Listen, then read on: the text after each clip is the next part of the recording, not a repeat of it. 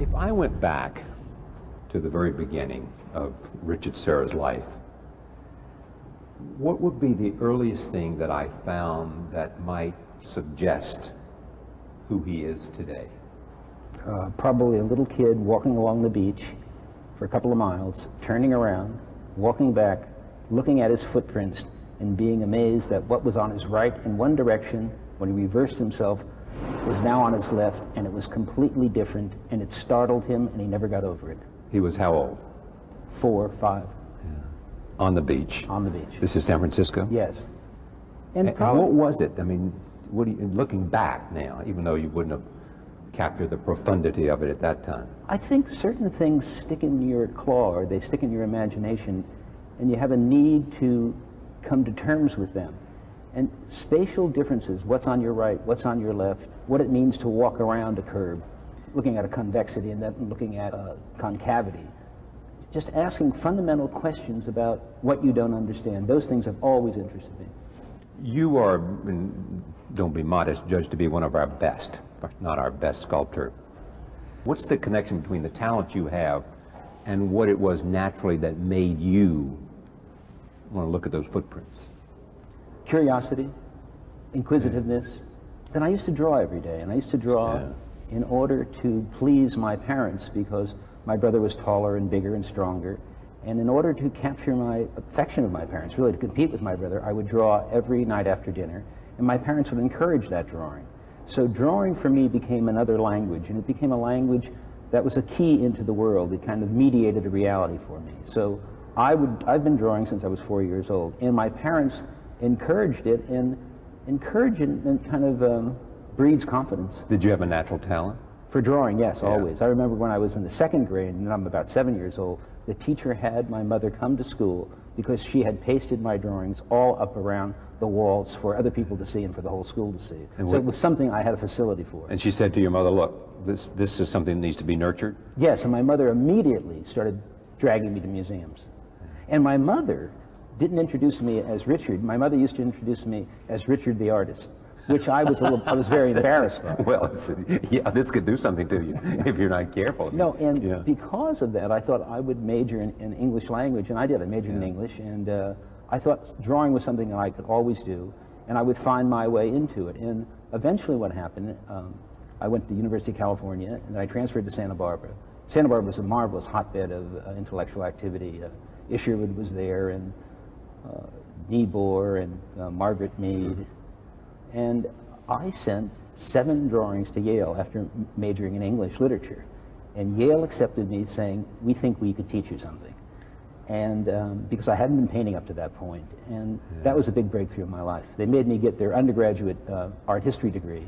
And then I stayed 2 more years and got an MFA, an MA and an MFA. The acceptance by Yale did what? Well, I was thrown into a group of students, and a couple of them here are still in New York painting very well, Bryce Martin, Chuck Close, a lot of really famous people at the time, and we were all young art students from all over the country, thrown together in a very, very competitive atmosphere with terrific professors. And up to that point, I could take education seriously, but not that seriously. I'd never pressed that hard, and Yale really challenged me, and I think it brought out the best in me. By that time you were thinking sculpture or painting? I was a painter. You were a painter still? But basically I was still making drawings, and I had learned how to translate drawing into painting, and I was looking at those people who I thought I could learn more from than anyone else at the time, namely Pollock and de Kooning. And I think what students do is they emulate those people who are on the scene. But then I had very, very good teachers come in at the time. Frank Stella, who was just a little older, Rauschenberg, Philip Guston, Ad Reinhardt. But there was this other event also in your childhood. Your father takes you somewhere. Takes me to a shipyard. To a shipyard. Where he's working. Where he's working as a, what, welder? Or no, pipe fitter. Pipe fitter. And you see... He takes me to the launching of a ship that he's worked on. And because he's proud. He's proud, and it's and it a little frightened me because it's so enormous. It's like a skyscraper on its side. Yeah, laying over like this. Yes, and it's obdurate, and there are thousands of people there, and there looks like there's going to be a celebration, but it's also a moment of high anxiety because they undo the shackles and the dunnage, and all of a sudden this enormous object is going down a chute at a fairly increasingly rapid speed, and it hits the water, and when it first goes into the water, the bow goes under and the stern lifts, and there's like an apprehension that it's not going to make it. And then it raises, and it's adrift, and it's afloat. And people are celebrating, and there's foghorns. And to me, that was a transformation. It was like an object can become something light. That amount of tonnage could become something lyrical. And the approval during the war of seeing a ship being launched, there was something that I'd never gotten over it. And so it became a reoccurring dream for me. It still is. Dream? It still is. A dream? A dream. And there is a direct line between that and this. Well, causalities are hard to really pinpoint in terms of saying this caused that, but certainly it's something that... interest.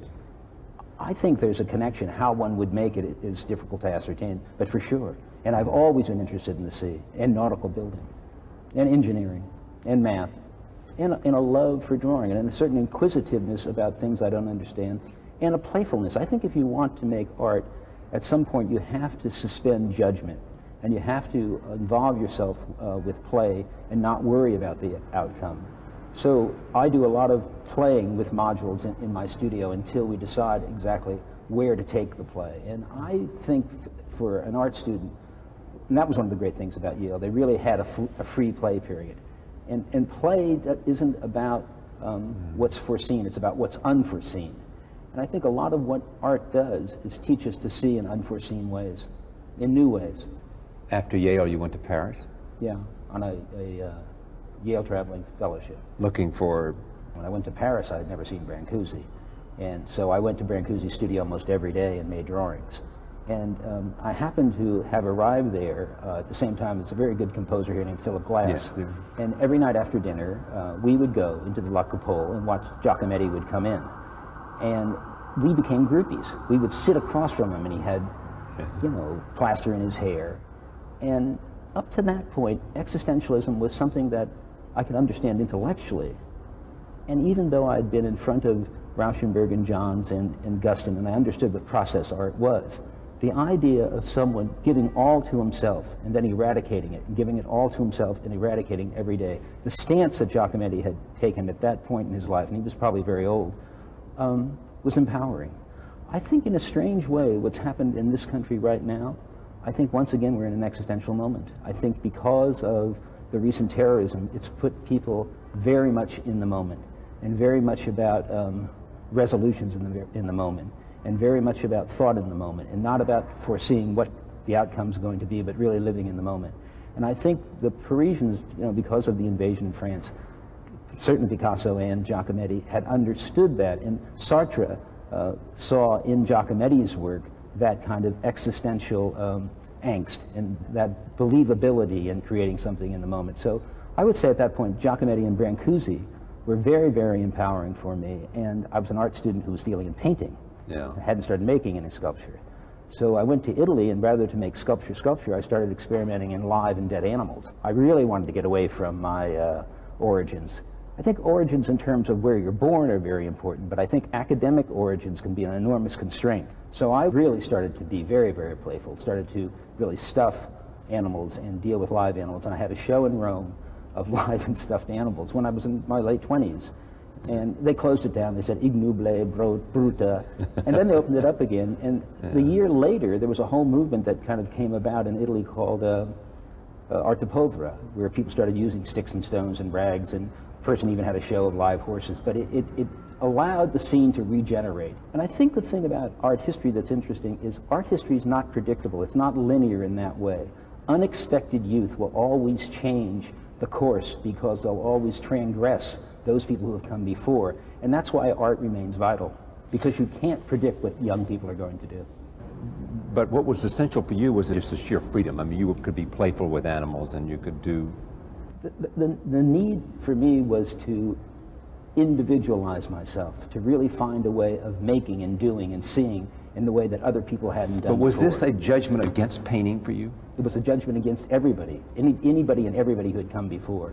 I think you have to be brash in that way, not to be a rebel for rebel's sake, but to understand that if you're really going to individualize yourself, you have to take yourself out of the set way of seeing.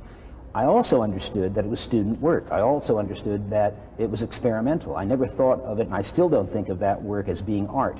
But I understood at that time a great need for me to start experimenting in other materials. So when I came back to New York, there was a warehouse, I lived downtown on Duane Street, that was emptying out the rubber onto the street. I phoned the head of the company and I moved in a couple of 100 tons of rubber into my loft with people in the neighborhood. And that— A couple of— 100 tons. Of rubber. Of rubber into my loft. And that became my materials, like getting a grant, and started experimenting with rubber. Now, if you think, rubber has a certain flexibility. One of the first pieces I did is I took a sheet of rubber, maybe 3 feet wide, or 1.5 feet wide, 3 or 4 feet long, and lifted it up. And I called it 2-lift. Well, it was self-supporting. So it had an interior and exterior that was the same. And what I did then is I wrote down a verb list: to roll, to cut, to fold, to bend, to sever, to drop, to twist, to dapple, or whatever. And I started enacting those activities, to roll or to twist or to hang or to prop, in relation to materials, whether they be rubber, which then led me into lead because it had a certain flexibility, and that led me into then propping. And I took 4 lead sheets and I propped them up like a house of cards. And it was a ton of lead. And it was on the 6th floor. I was a little worried if it collapsed it was going to go through the building. I was married at the time. My wife came to see that and said, "Richard, that's not art. You can't show that." And I think within a year we were divorced. I mean, there is a certain point where you, not certainly because of that, she was an artist also, but I think there's a certain point you really have to decide that if you want to redefine what you think the nature of sculpture is, you have to step outside of the dictates of the language. But you didn't think that that was what you were doing. I certainly did think that. Did? Certainly, You were redefining the nature of sculpture. Of sculpture. When I put up You were how old? About 28, 29. Look, you have to understand, I wasn't bogged down by the academism of sculpture. There was nothing for me to lose there. I knew the history of painting, and after seeing Velázquez, I knew I wasn't going to be able to challenge Velázquez. Yeah. But after seeing Brancusi and Giacometti, and I don't want to sound too brash, I thought I had a shot at it. A shot at what? Changing how we perceive, bringing another meaning to perception. It's interesting to me that in a sense you wanted to do something big, clearly. You were not satisfied with being in some incremental change in any art form. I was in analysis, and I told my analyst I wanted to be the best sculptor in the world, and he said, "Richard, calm down."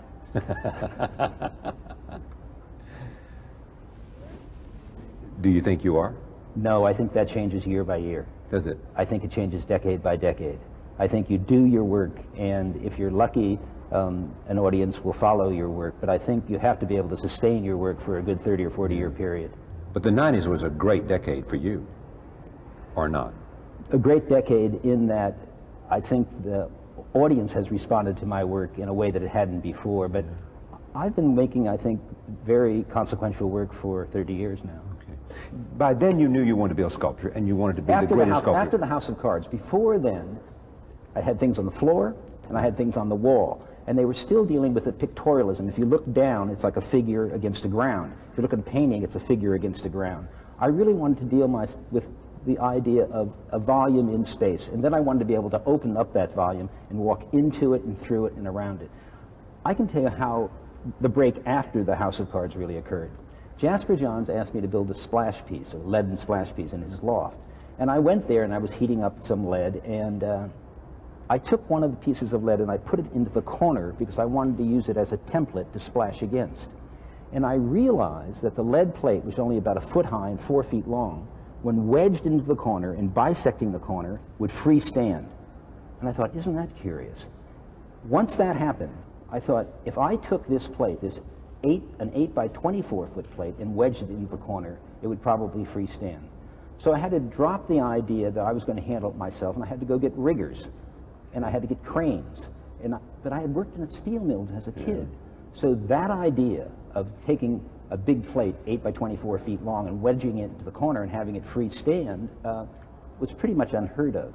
Because sculpture, for the most part, was still leaning on painting. People were still cutting out shapes and welding them together. So even if you look at the best of Picasso and the best of Calder or whomever, it still looks like 3D painting. No one had ever dealt with the problem of how steel was really used in the Industrial Revolution, how it was used for its stasis, its weight, its counterbalance. And I had worked as a kid not only in steel mills, but around steel, so I knew its potential. And